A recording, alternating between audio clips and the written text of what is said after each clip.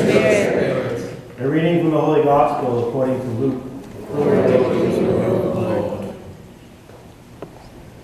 While some people were speaking about how the temple was adorned with costly stones and votive offerings, Jesus said, "All that you see here, the days will come when there will not be left a stone upon another stone that will not be thrown down." Then they asked him, "Teacher, when will this happen? And what sign will there be when all these things are about to happen?" He answered, "See that you are not be deceived. For many will come in my name, saying, 'I am he,' and 'the time has come.' Do not follow them. When you hear of wars and insurrections, do not be terrified, for such things must happen first, but it will not immediately be the end." Then he said to them, "Nation will rise against nation, and kingdom against kingdom.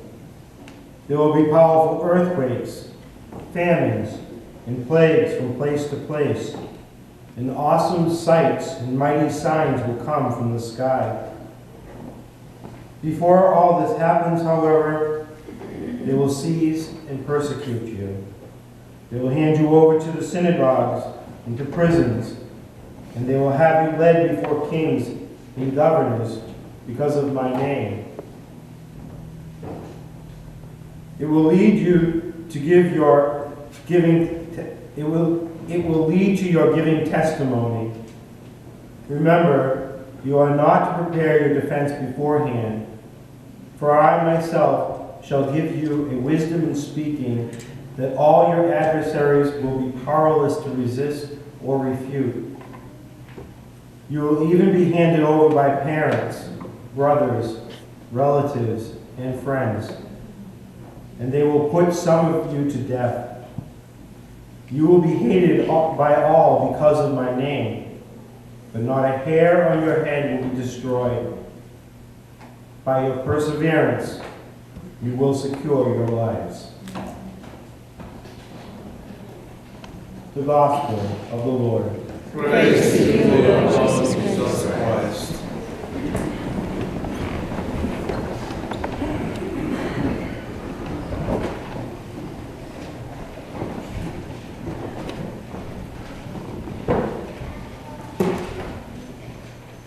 By your perseverance, you will secure your lives. Just a few months ago, in the northern part of my country, a young woman ran into her church to tell the priest who had married her and her husband that she was going to have a baby. And so she requested the priest to bless her and the unborn child. The priest did. This perhaps was the last act of his life and hers. For moments after, a gunman stormed into the church and killed the priest and the woman and the unborn child. And in the end, around 20 people were killed because they were Christians. My dear friends in Christ, life may be messy.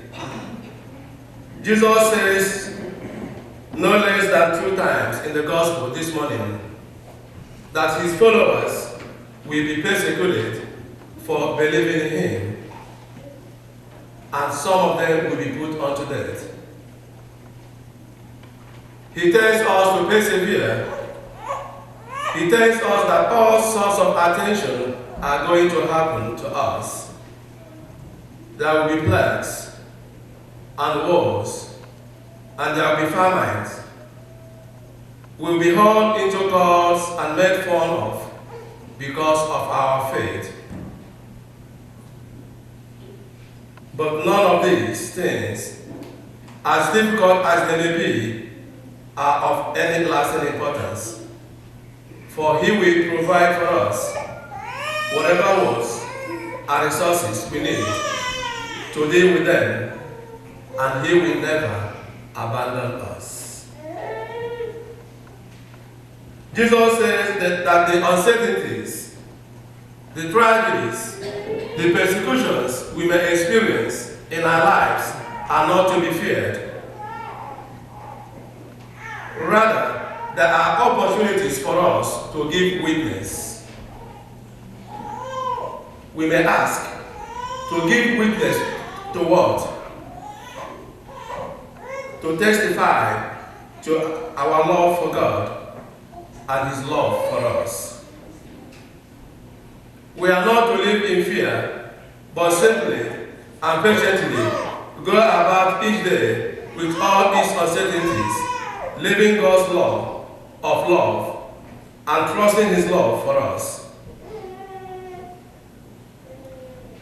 Life's unfolding is uncertain, but this reality is not. The uncertainties of life often overwhelm us with fear and anxiety, but the certainty of death can bring us peace when faced with faith. In both the uncertainty of life and the certainty of death, we have the opportunity to proclaim our faith. Jesus does not tell us how our lives will play out, nor does he tell us what hour we will die. It is not for us to know or to decide. It is a mystery God will reveal in his own time, a time he has known for all eternity. Jesus does not tell us when the world as we know it will end. Only the Father knows. But Jesus does tell us how our lives will play out. We must live with uncertainty of life and the certainty of death. And we must die in faith, adhering to Christ Jesus, baptized into his death and resurrection, and in a graceful relationship with him at the moments of our death, so we can rise to the certainty of heaven.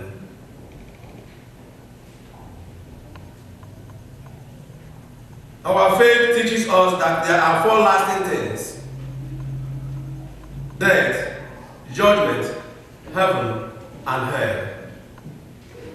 We all will die physical death. This is our common experience. We all will experience a particular judgment at the moment of our death, when it will be abundantly obvious to us what we have chosen for our ultimate destination, based on how we have chosen to live our lives.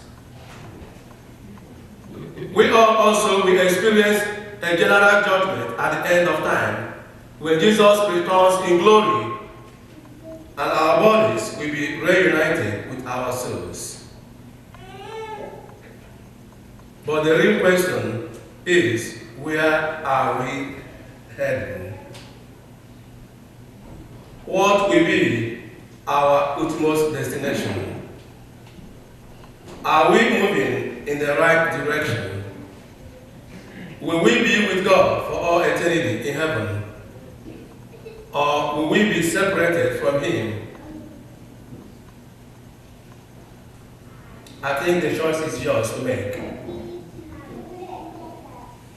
And the choice is mine to make. We have a freedom to choose what we want.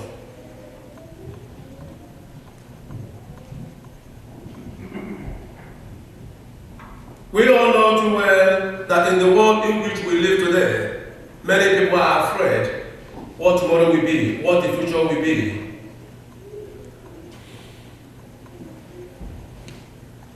But for those who are righteous, for those who are living holy lives, there's no need for us to worry.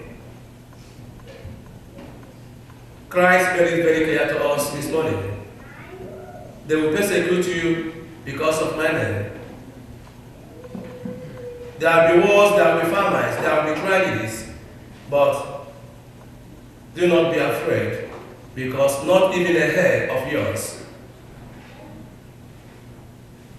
will be destroyed. This is the promise that we have received from the Lord. But for us to get that promise that the Lord had made to us, we must continue to live our lives as faithful stewards as the Lord has called us to do. We must not be like the people in St. Paul's time, who were told because of the end of the world, they fold their hands waiting when the world will come to an end. We must continue to carry out the good works which the Lord has entrusted unto us. Loving one another, carry on the obligations and the duties that the Lord has entrusted to us, and following God faithfully till the end. We all know too well that for anyone who has lived a righteous life here on earth, that is the promise that was made by the Lord for him or her. We used to say, eyes have not seen, nor ear heard what the Lord prepared for those who love him. My dear brothers and sisters in Christ, next Sunday is the feast of Christ the King. We are just gradually coming to the end of the liturgical year. And the church continues to remind us of what is more important: living righteous life, living good lives, and not be concerned with the signs and wonders, especially of the end time. Let our priorities be to be in one with God and to be in one with one another. The world will come to an end, but we do not know. Let us be more concerned in living good lives here on earth than being more concerned when the world will come to an end. The Lord has made a promise to us. No matter the difficulties, no matter the obstacles, no matter the tragedies we may face here on earth, not a drop of our hairs will be destroyed. So today, let us ask the good Lord in a special way, who has called each and every one of us, to give us a firm spirit and a firm faith to be able to bear witness to his name. Trials will come, persecutions will come, for those who persevere to the end, they will be saved. Let us ask him today to give us that grace, so that we may persevere all the days of our lives in following him, so that after doing our faithful works here on earth, on the final day, with joy, he will unite each and every one of us into his kingdom in heaven.